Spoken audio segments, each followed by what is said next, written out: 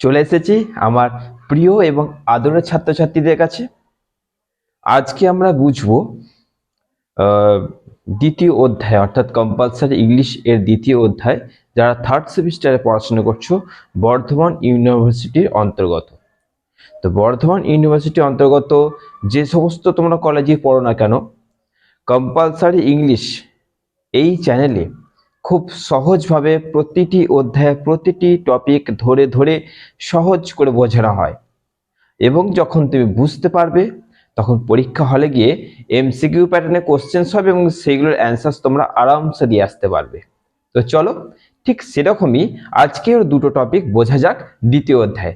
চলো দেখে নিই আজকের সেই দ্বিতীয় টপিক অর্থাৎ দ্বিতীয় অধ্যায়ের কোন কোন টপিক আমরা জানতে চলেছি।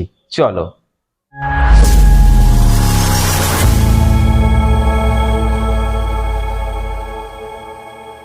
তো আমরা তাহলে আজকে দুটো যে টপিক শিখব তার মধ্যে প্রথম টপিকটা কি দেখে নাও, আন্ডারস্টেটমেন্ট। আজকের প্রথম টপিকটা তাহলে কি বুঝবো? আন্ডারস্টেটমেন্ট। বলছে an understatement is a figure of speech where make a situation seem less important that it really is. অর্থাৎ সিচুয়েশন সিম লেস ইম্পর্টেন্ট, এই জায়গাটা বুঝবে তোমাদের। এই জায়গাটা লেস ইম্পর্টেন্ট অর্থাৎ এমন একটা সিচুয়েশন তৈরি করা হচ্ছে, মানে দেখা গেল গুরুতর কিছু, কিন্তু সেটাকে এমন ভাবে বলা হচ্ছে সামনের মানুষটা সেটা ছোট ভাবে নেবে। দেখা গেল কেউ পড়ে গেল, তার একটু হাঁটুটা একটু নয় ভালো রকমের দেখা গেল একটু ছিঁড়ে গেল বা আহত বলো বা আঘাত হলো, তখন তাকে যদি আমি বলি ঠিক আছে ওইটুকু কিছু হয় না, চল তাড়াতাড়ি ওটা লাগিয়ে দিলে ঠিক হয়ে যাবে। যখন এরকম করে কাউকে বলা হচ্ছে, সে তখন তার গুরুতর আঘাতটাকে ছোট ভেবে নিচ্ছে যে ঠিক আছে, তাহলে ঠিক আছে, তার ব্যথাটা কমবে। এরকমকে বলা হয় আন্ডারস্টেটমেন্ট। ওকে, চলো আজকে বুঝিনি এর দুটো উদাহরণ। দেখো প্রথম কি, no no I am fine.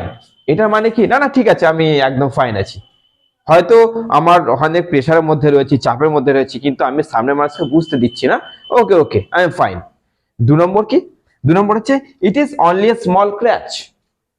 It is only a small scratch মানে কি, দেখা গেল আমার চার চাকা রয়েছে, চার চাকাতে একটা দাগ পড়ে গেছে, ডেন্ট পড়ে গেছে, বা আমার জন্য কারোর ডেন্ট পড়েছে, কারোর জন্য আমার ডেন্ট পড়েছে, ভালো রকমের ডেন্ট পড়েছে। তো আমি ঝগড়ার মুডে চলে এসেছি, আমারই বন্ধুরা বলছে ঠিক আছে এইটুকু দাগের জন্য আর ঝগড়া কি করবি, তাই না? এইটুকু দাগ, এইটুকু একটা স্মল স্ক্র্যাচের জন্য তুই ঝগড়া করতে যাবি? তো তখন আমি কি, আমরা সেই মনোবৃত্তি বা মানসিকতাকে আমি কিন্তু চেঞ্জ করলাম। আচ্ছা ঠিক আছে স্মল স্ক্র্যাচ আছে, চল ফালতু ঝামেলাও করবো না। একে বলা হয় আন্ডারস্টেটমেন্ট। আশা করছি তোমরা বুঝতে পারলে। চলো এবার আমরা বুঝে নিই আজকে দ্বিতীয় টপিকটা। চলে এসেছি দ্বিতীয় টপিক নিয়ে। তো যদি তোমরা ওভারস্টেটমেন্টকে বুঝে যাও, অর্থাৎ আন্ডারস্টেটমেন্টকে বুঝে যাও, তাহলে যে দ্বিতীয় টপিক অর্থাৎ ওভারস্টেটমেন্ট, এটাকে তোমরা আরামসে বুঝে যাবে। এইটাকে একসঙ্গে রাখতে বাধ্য হয়েছি কারণ বোঝাতে আরো তোমাদের সুবিধা হবে। কি দেখো, ওভারস্টেটমেন্ট আজকে দ্বিতীয় টপিক। কি আছে, একই লেখা, গোটাটা দেখে নাও, লেখাটা কিন্তু একই রেখেছি, লেস এর জায়গায় শুধু মোর করে দিয়েছি। তাহলে বুঝে নাও আন্ডারস্টেটমেন্টে কি বলছে, বড় সিচুয়েশনকে ছোট করে দেখাচ্ছে, বড় পরিস্থিতিকে ছোট করে বোঝাচ্ছে। আর ওভারস্টেটমেন্ট মানে তিলকে তাল করা, অর্থাৎ ছোটকে বড় করে দেখানো। এতটাও কিছু হয়নি কিন্তু বিরাট বড় করে যেন কথার দ্বারা বিরাট বড় করা হচ্ছে আর কি। ওকে, তো কিরকম, I am dying of shame, আমি লজ্জায় মরে গেলাম। লজ্জায় কেউ মরে? বলো লজ্জায় কেউ মরে? কেউ লজ্জায় মরে না, কিন্তু আমি লজ্জায় মরে যাচ্ছি, মানে কত যেন লজ্জা। এই হচ্ছে ওভারস্টেটমেন্টের এক নম্বর উদাহরণ। দুই নম্বর, she is as heavy as an elephant. তার মানে কি, সে হাতির থেকেও হেভি, হাতির থেকেও মোটা, মানে এত মোটা যে তাকে কি বলবো হাতির সঙ্গে তুলনা করা হচ্ছে, এমনকি বলা হচ্ছে হাতির থেকেও মোটা। তো অ্যাকচুয়ালি তো সেটা হয় না, তাই না? এখানে তিলকে তাল করা হচ্ছে, বা তিলকে তাল না করা, হয়তো কেউ মোটা কিন্তু সে হাতির মতন তো নয়। তো এটা হচ্ছে ওভারস্টেটমেন্টের উদাহরণ। আশা করছি আজকের যে টপিক আন্ডারস্টেটমেন্ট আর ওভারস্টেটমেন্ট তোমরা বুঝতে পারলে। হ্যাঁ, আর একটা তোমাদের কথা বলি, তোমাদের দুটো জিনিস কিন্তু কমেন্টে লিখবে। এক হচ্ছে এর উদাহরণগুলো লেখার চেষ্টা করো, কিছু এক্সাম্পল আমাকে পাঠাও, আমি দেখব।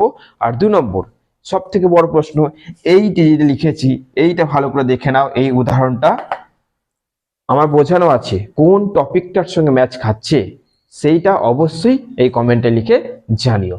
যাই হোক, ভালো থেকো, সুস্থ থেকো। আবার দেখা হচ্ছে এরকম একটা মজাদার এবং গুরুত্বপূর্ণ ভিডিও নিয়ে। চলো।